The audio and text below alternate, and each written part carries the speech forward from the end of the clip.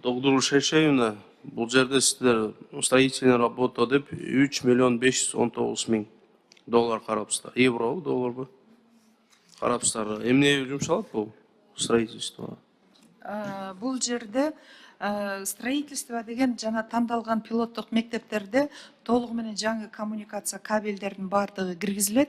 Тиешелүү химия кабинеттердин бардыгына атайын суулар, лабораториялык жабдуулар, химреактивтерди сактоочу жайлар, ошондой эле компьютерлик класстарда ар бирине жана проводкалардын бардыгы жасалат. Жана ошондой эле ошого тиешелүү коштой турган ремонттору болуп эсептелет. Бұл сіздер тандап алдыңыздарбы ал мектептерди? Биз азыр жогоруда айтып өттүк, Акылман мектебинин прототиби кылып, республикадагы эң интернаттарды, алдыңкы балдар окуган мектептерди как базалык ресурстук мектеп катары ошоналабыз, андан ары алар башкаларга да жайылат.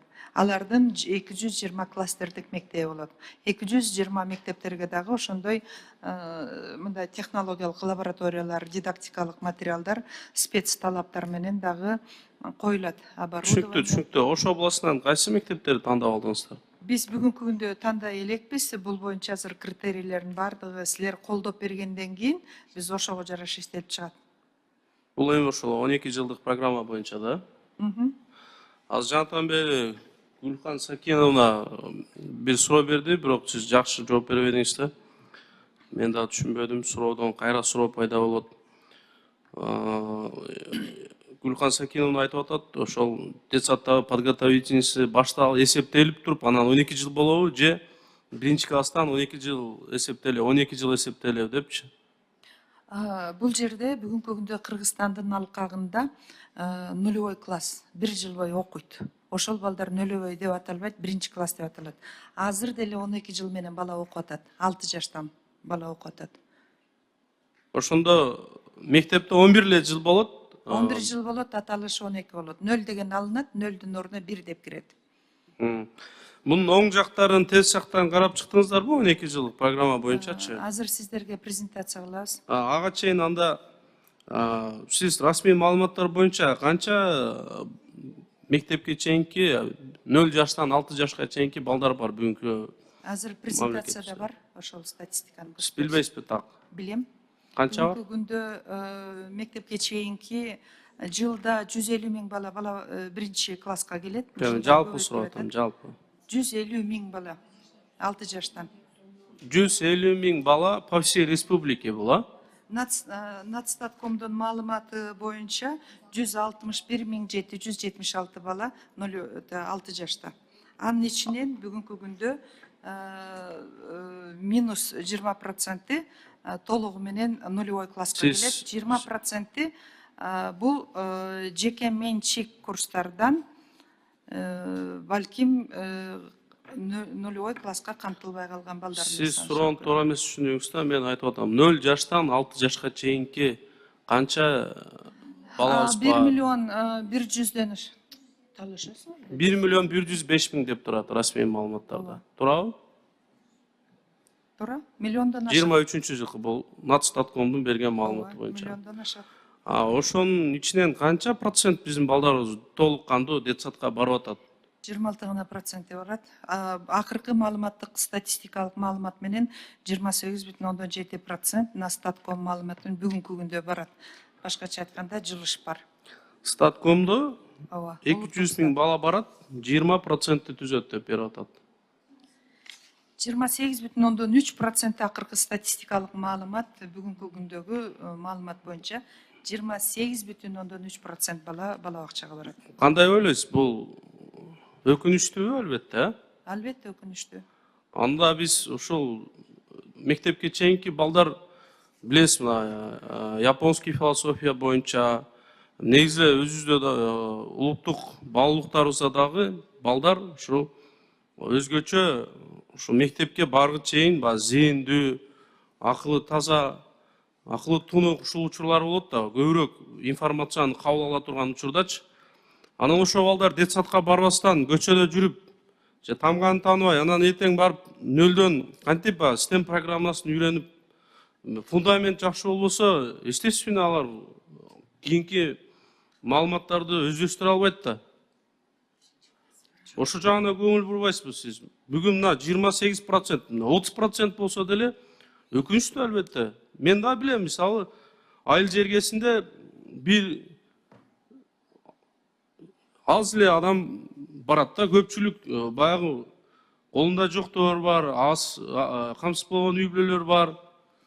Көчөдө эле жүрүшөт балдар, мисалы үчүн. Жана эртең ал мектепке барып кандай бир ийгиликтүү өздөштүрүп кетет.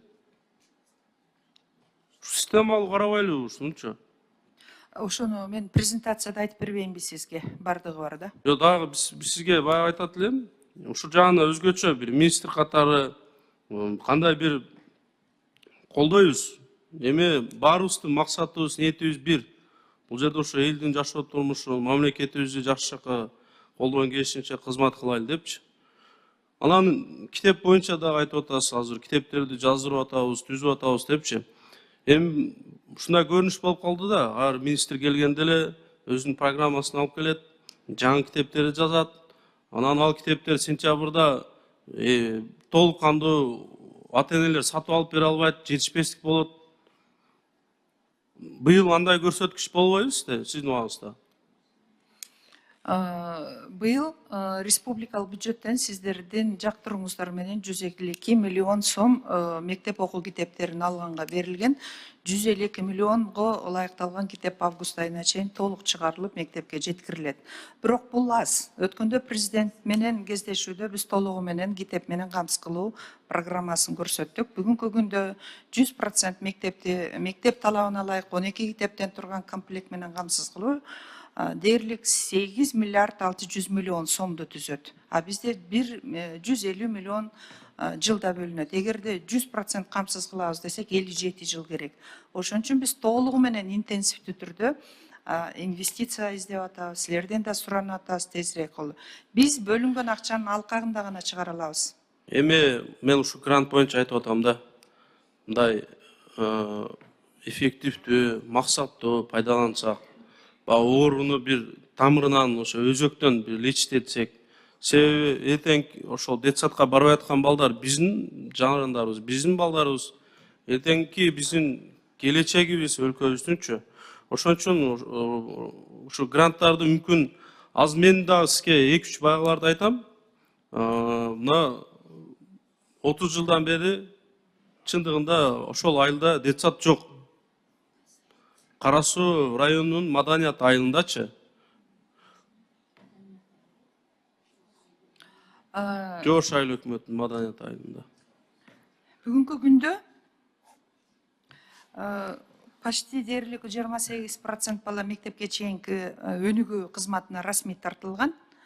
Ошол эле учурда мамлекет бардыгын бир моментте чече албастыгын эске алып, бир нече варианттуу өкмөт жана жогорку кеңеш жаңы мыйзамында колдоп бергенсиздер. Сиздерге ыраазычылык билдиребиз. Биринчи өкмөттүк программа акселерация программасы менен жеке менчик бала бакчаларды өнүктүрүү демилгеси боюнча 158 бала бакча түзүлдү, 138 бала бакча. Ошол эле учурда бүткүл дүйнөлүк банктын келечеги үчүн билим долбоору аркылуу 560 бул кыска мөөнөттө балдарды өнүктүрүү борборлору жасалып жатат. Алардан экономдолгон каражаттын эсебинен дагы жасалат. Ал эми бул сиздерге алып келген долбоор Азия өнүктүрүү бул функционалдык сабаттуулук боюнча же болбосо бул ортоңку класстардагы предметтерди өркүндөтүү боюнча келет. Бул башталгыч класстарга тиешеси жок болуп калат. Доктор Гүлшаршаевна, сиздерде мүмкүнчүлүк бар. Эл аралык ушул донорлор менен, банктар менен иштешип атасыздар.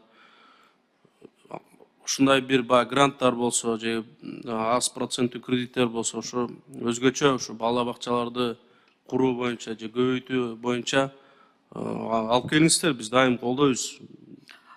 Бул боюнча быйыл президенттин тапшыруусу менен 40%ке жеткирүү тапшырмасы коюлган.